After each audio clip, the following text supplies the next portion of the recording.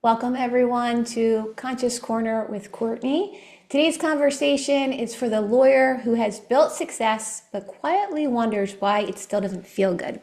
I'm joined today by Jennifer Gillman, a former attorney turned law firm matchmaker who helps rainmakers and partners find their exact right fit firms, not just professionally, but personally.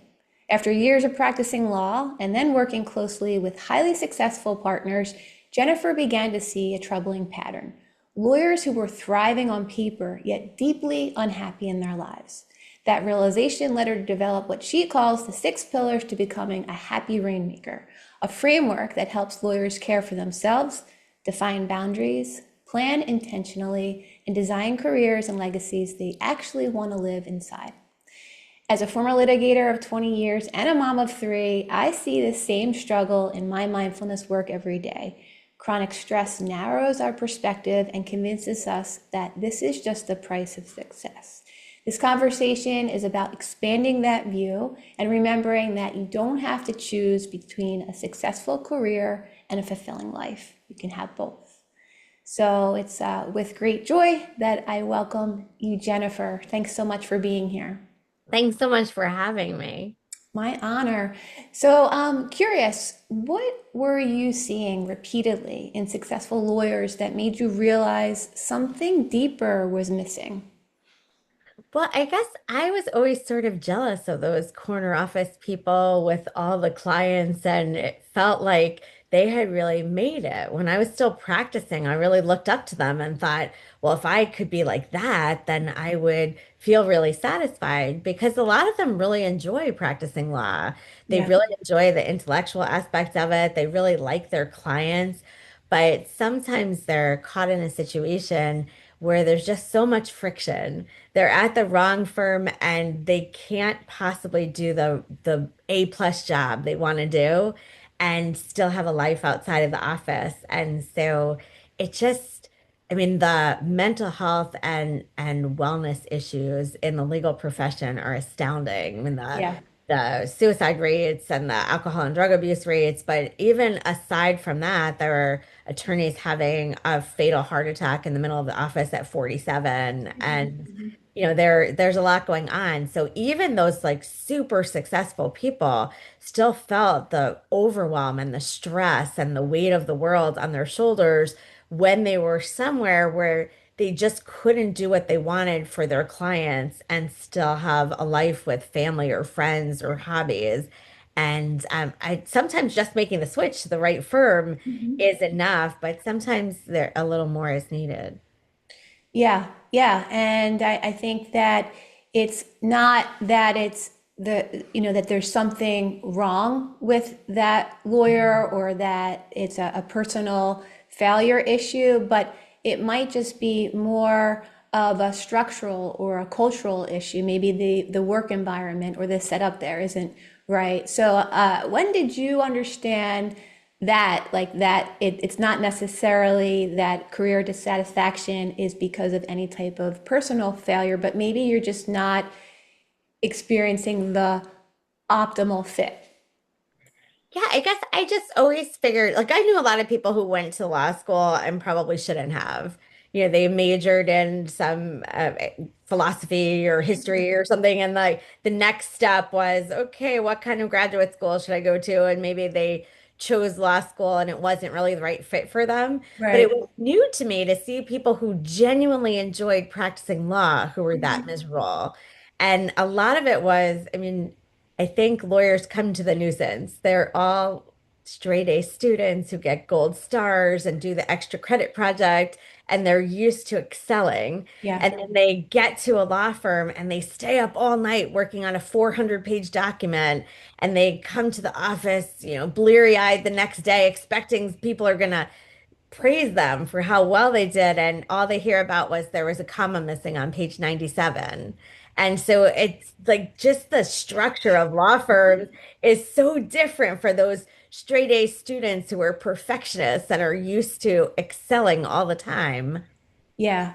And I know, being that I fall into the perfectionist category, we are so hard on ourselves and we're like the first ones to find any little problem or lack of perfection in our work that when it comes from an external source, that can be like a dagger right to the heart. So it is a different sort of environment that we face in a law firm setting, and it might not be what we're used to, like what our track record had been, maybe in law school or previous experiences. So I wanted to learn more about what you talk about in your book, and it's these 6 pillars to becoming a happy rainmaker. Can you tell us a bit about how that came about?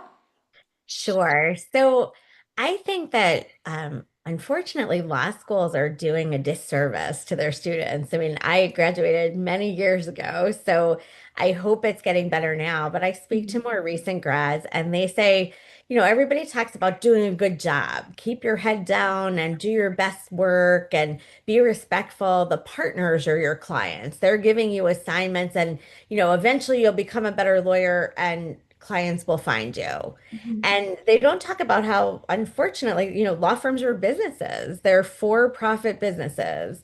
And becoming a revenue generator is the way to have control over your career. So, you can either do that by billing millions and millions of hours during your career and being subject to the whims of other people, or Yeah, you can find a separate way to bring in revenue by bringing in your own clients and doing some of your own work. yeah, And we talk about how you can find a little balance. Unfortunately, lawyers always think if they just work harder, if they yeah, just give up on more sleep and another weekend, they'll come up with a better work product. And I've done some reading and research on it, and you know, throwing yourself into something and not just lack of sleep is enough to not do your best work. yeah, But not having any fresh air or healthy food or, life outside of the office actually gives you such tunnel vision after a while that you're probably not your most creative and you're not coming up with your best solutions. So we thought, how could people take care of themselves well enough and set some boundaries inside of a for-profit law firm so that they wouldn't get fired, so that they could have, their own life, but hmm, still be valued at the firm. right, And, we start with care for yourself. That's pillar one. And we say it's because you have to be alive to do the other pillars. There are a lot of lawyers that aren't sleeping at all, that are eating out of the vending machine, that are taking things to wake up and things to fall asleep, that yeah, are relaxing with a drink at the end of the night that turns into a bottle, that turns into 2 bottles. And the ones that, are able to get a few minutes of fresh air or exercise or, one green thing during the day yeah, or, and what struck me was lawyers are perfectionists, just like we were talking about. So a lot of times you might say to yourself, well, I don't have time for a whole exercise program, so I'm not going to start now. Or yeah, I can't get 8 hours of sleep every night. I'm not going to worry about it. But we talk about how, lawyers bill in point one. So our motto for this is point one can make a difference. Doing some yeah, small things builds up over time. It's like compound interest. So if you yeah, take the stairs one time, or you order a salad one time, or you get 15 minutes of extra sleep tonight, or you do something, it builds upon itself and it makes it feel more attainable. You get some traction. So the second pillar is build business because having your own clients gives you some control, not only real control, but it makes you feel more in control. yeah, Because when it's your case or your deal that you brought in, you get to decide what time will the meeting be, who will be on the team, when should we set the deadlines, and hmm, you can work around the other things in your life that are important to you, like your kids' school play that you don't want to miss, or yeah, your exercise routine or whatever it is.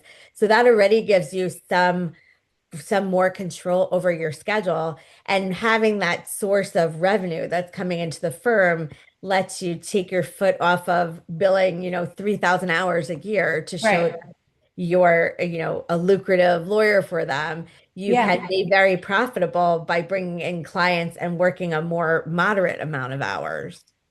My question is, where were you when I was working in litigation? I could have really benefited from these tips. I love, Jennifer, what you're saying, these like point ones. These point ones, they add up in a really big way. And in the work that I teach, especially when I am working with a room full of attorneys where we're stretched so thin, and from a time perspective, a lot of times what happens is an attorney will throw the towel in and say, oh, if I can't do a 30-minute meditation, then I'm not going to do it at all. And I say, no, no, no, no, no.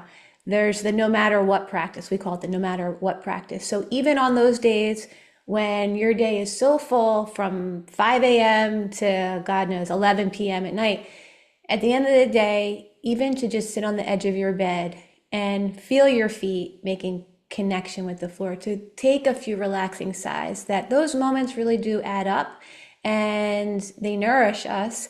And speaking to the agency piece, when we feel like we're in control of caring for ourselves, like we can even have these micro moments to just step out of all the doing that we do, to turn inward, to find ways to sustain ourselves, to be in the work that many of us enjoy, but we can't enjoy it when we're working at the level that we're often conditioned to work at, and that's to just grind ourselves to the ground. But when we can weave in these micro doses, these micro moments, to your point, they really do add up. They allow us to find more fulfillment, and they actually make us more resilient and more efficient and effective in the work that we're doing. So that was packed with so much valuable information. Thank you for sharing that. What do you think, out of the six pillars, what pillars do you think lawyers most often neglect, and why? Well, I think that, just judging from the lawyers I speak to all the time and myself, it's very hard. Like, I haven't practiced law in more than 15 years, and I'm still having trouble following the six pillars myself all the time as well as I can. So I Yeah. think the care for yourself pillar, the I Mhm. could stay up a little bit later and do one more draft of that brief, or I don't need to exercise. I need to prep this witness, or like I'll just eat these M&Ms for dinner. It's fine. I don't have time to do anything else. So that's a really hard one. And the sleep is a really difficult one. But I really do believe that just doing a little bit better makes a big difference. If you don't have time for a 30-minute meditation, you have time for three deep breaths. You have Yeah. time for something. You Yeah. have time for 15 minutes more of sleep. And so I think that's one that gets missed a lot. And the setting boundaries and planning intentionally are a hard one for a lot of people, because they get swept up in all their deadlines and they just move from one deadline to the next. And they're Yeah. not really planning their career and planning how they're going to do their work and planning around things that are important to them. You say, oh, I can't take a vacation. I'm busy next week. Okay, but if you plan your vacation for 6 months from now, you can plan some of your deadlines around it. But if you're not looking at your calendar and saving some space for the things that are really important to you, it's really hard to find that space. Yeah, yeah. I could go in so many different directions with what you're sharing, but the one that pops up for me, the boundary issue, I do think that in large part the legal environment and just the world as a whole, in large part to the pandemic, some of the boundaries that we traditionally had, they dissipated during the pandemic. And one that comes up a lot, I think, is with technology, that as attorneys we are accessible 24/7, and many of us have multiple devices, and if we're not mindful of our usage with devices, it really makes it hard to set firm boundaries. It could be like, oh wait, let me just get back to one more email, or let me just, redo something in this brief. And little by little, before we know it, it's 2 o'clock in the morning and we have to get up a few hours later. So to become more aware of the ways in which we can not only create and maintain firmer boundaries, but these little ways that we can increasingly take better care of ourselves. I also really like something else that you mentioned in your book, which is designing a legacy. And I'm curious to know what designing a legacy means to you beyond retirement planning. Sure. So everybody thinks about legacy as what you're going to leave behind. So you don't have to worry about it till you're 70, right? Yeah. But we think that your legacy is what you're known for right now. So it's how are you going to show up? What are you going to be known for? Whether you're going to be known for a particular specialty or being the person who always has a great idea for the opening statement or always is able to calm down a client or is happy to go to a networking event or to cross sell and cross market with you or is the one that can always find the case that's on point for the research project. You should think about that and you should think about it, what do you want to be known for? And are your actions lining up with that right now? Mhm. So if you want to be known for being reasonable and you know, uh, civil to the other side, are you really going to die on the hill of we won't move that deposition one day because somebody's relative is in the hospital and they need a day to fly over there? I mean, you really have to think about how am I developing my reputation? Because you can't be entirely unreasonable and then ask the other side for an extension when you have something going on, Right. right? Right. And you really want to think about mentoring the people coming up after you, Yeah. about seeking mentors from the people who are above you, about learning what you can.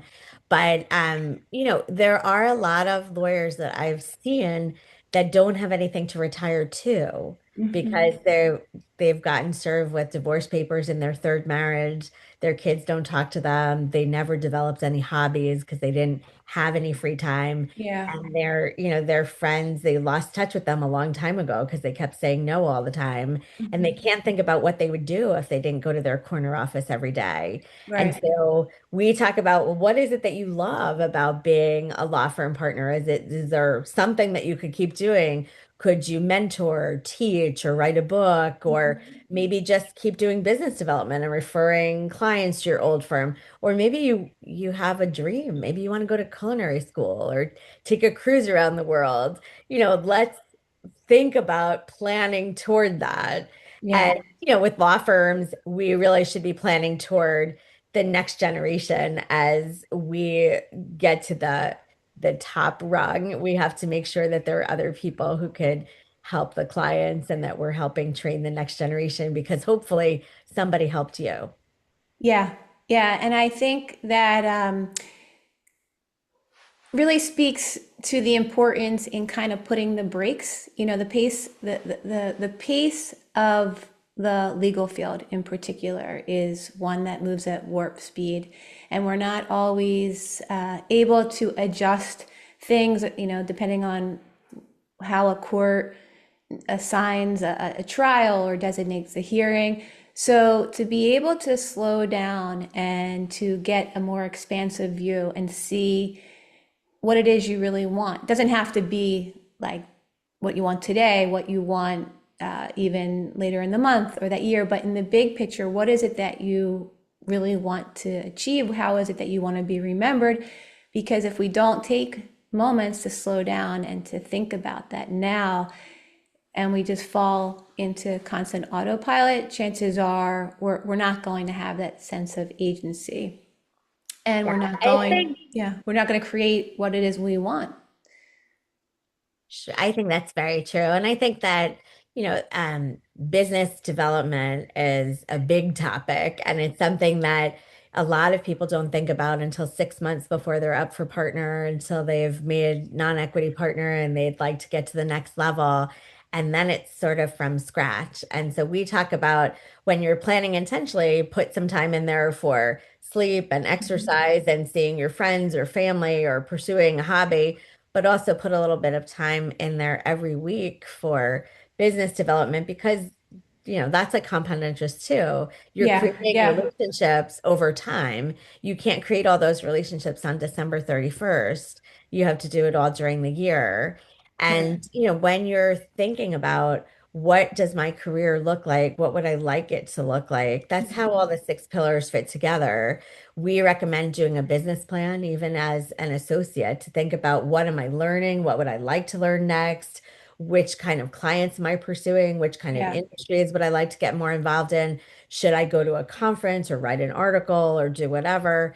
And, all of those things really do go hand in hand. I love that. And I know we touched upon a bit in the beginning about how prevalent stress and anxiety is in the legal community, and how if we're not able to slow down and to care for ourselves, we really can move into the direction of burnout.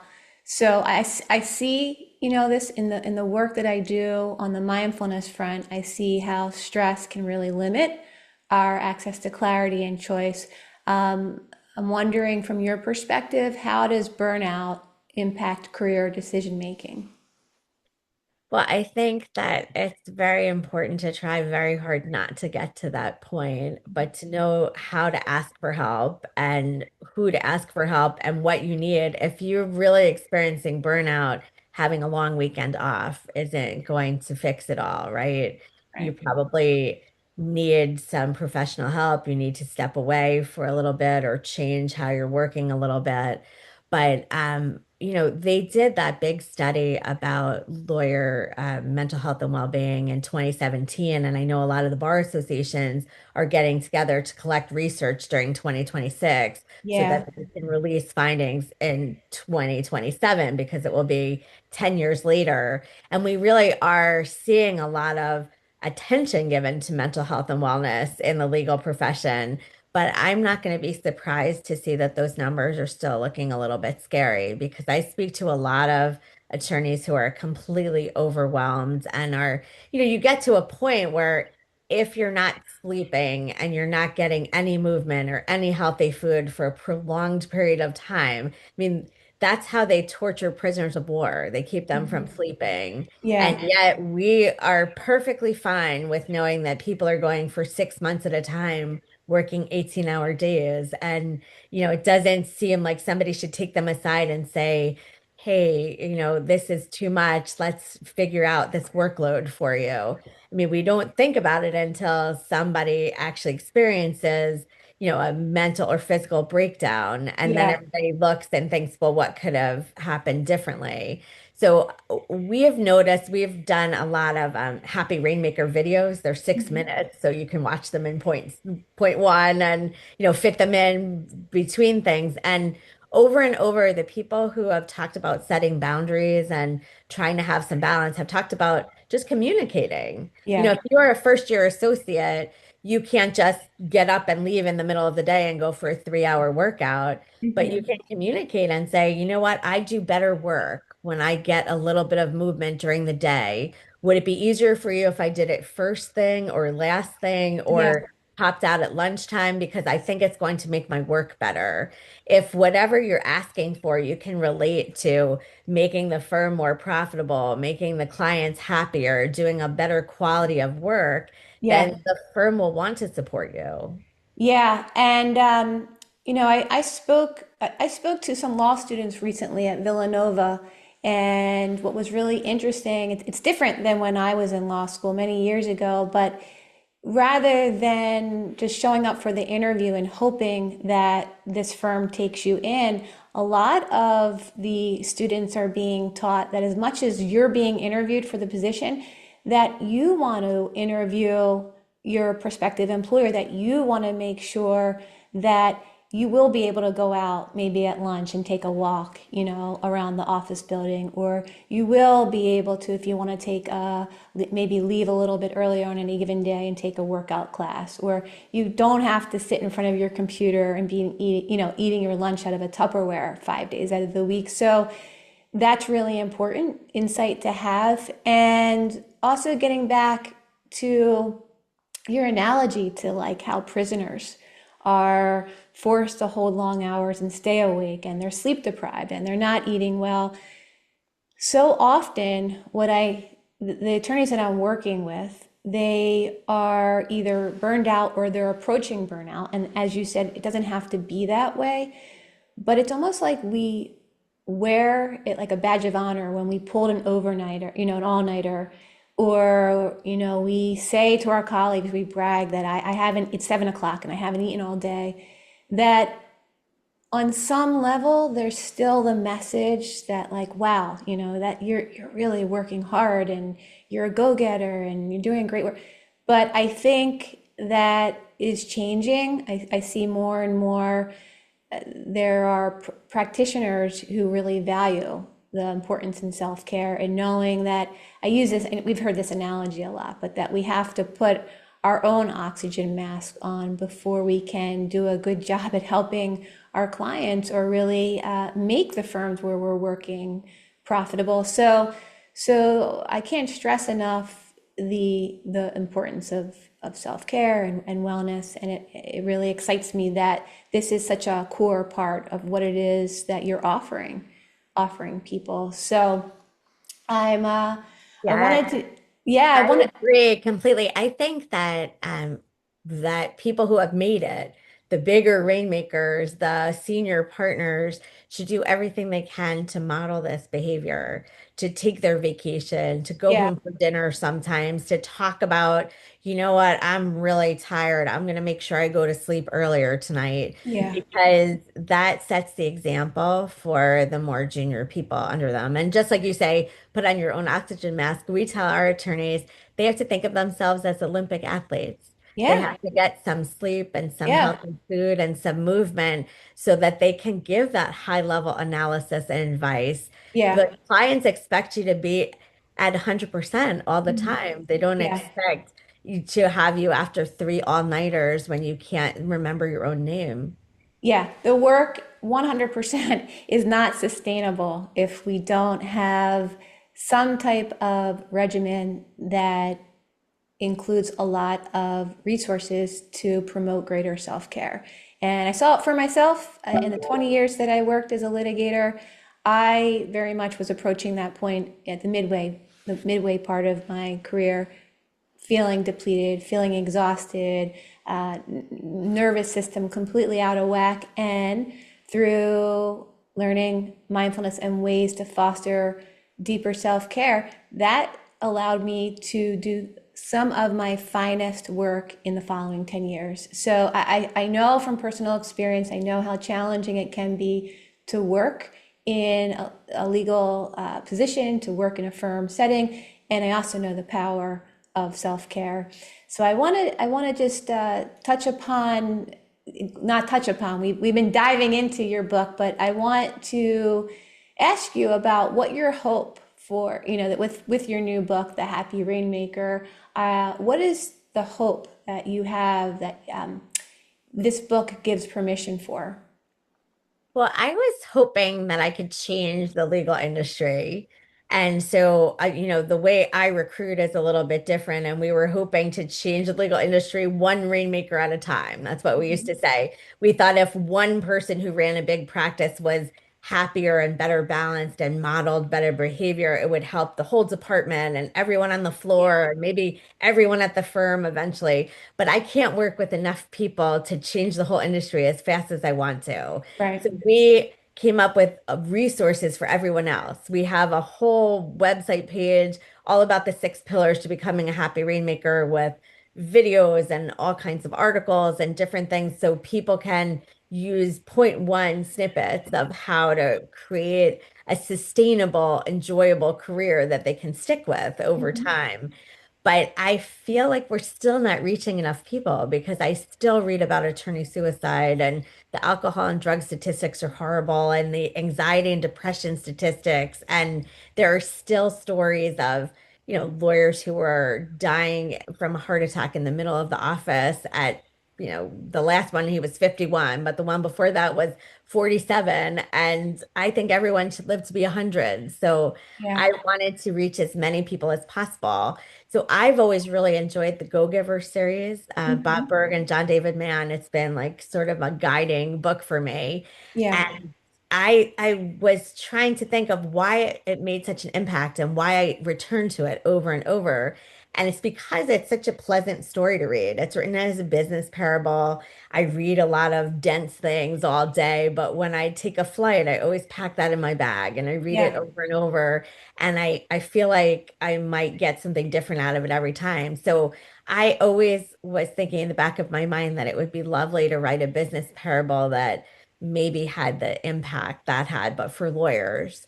And so I think of the Happy Rainmaker as the go-giver for lawyers. And um, thankfully, Bob Berg liked it too. He gave us a Oh, testimonial for our book, which was kind of like the fangirl moment that I yeah. had. Wow. Congratulations. I feel starstruck just hearing that from you. So congratulations.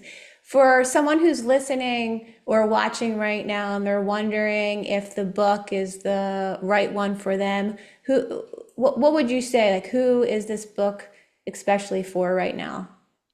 I think the six pillars work at any point in your career. This Yeah. particular volume is about Bob Biglaw, who is giving his whole life to being the best lawyer he can be so he can make partner at this firm that he loves. And he's not sleeping and he's gaining weight and he's got Mhm. headaches and everything is, he has no social life. He has no life outside of the office other than to sleep for a couple hours and change clothes. And Mhm. then he makes non-equity partner, and they tell him, "Don't worry, you have 4 more years. Just bill 16-hour days. You can do it." And Right. he's like overwhelmed. He is not going to be able to, sustain that schedule. And we meet his friend Susie Smalla and his other friend Sam Solo, and we see how other we're hoping if this book does well, we'll do a whole book about Susie and a whole book about Sam. But Yeah. we see that, a small law firm seems like it's the answer, but maybe it's not because nobody can step in for you if you're out of the office for the day. And being a solo might be the answer, but maybe not because you feel such a sense of your clients can't get any help unless you're at the office.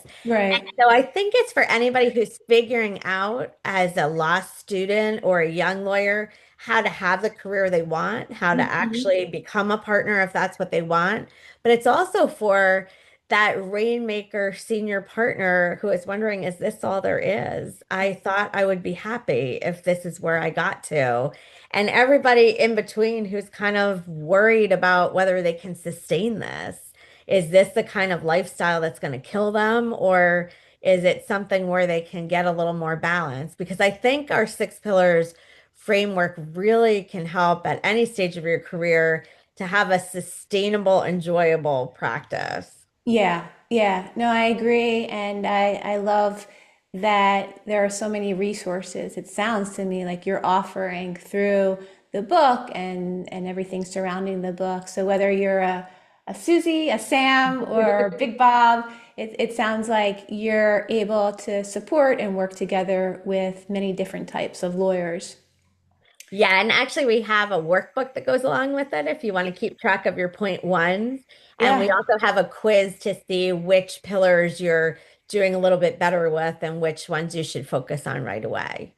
Oh, awesome. So you can assess how you're going Mhm. along the way, maybe where you can use a little bit more support. That's great. That's great. I think that helps with accountability, and that just helps you to feel like you're able to strengthen certain qualities that maybe you have, but you know that there's room for some strengthening. So I love that. If a successful attorney is listening or watching and they're feeling unhappy, is there something that you would want them to hear in this moment? We truly believe that successful lawyers deserve to be happy too. And you shouldn't listen to anybody who thinks that you have to choose between being successful and being happy. There is a way to find the right balance so that you can really enjoy what you're doing and have the success you're looking for. Wonderful. If someone wants to connect with you, whether they want to learn more about your journey or find ways that they can get their hands on your book, how's best to reach out to you? Well, we've got a website for our business, and it's got the six pillars landing page right there. And the Happy Rainmaker book website has a way to buy the book. We're on Amazon and Barnes and Noble and all of that too.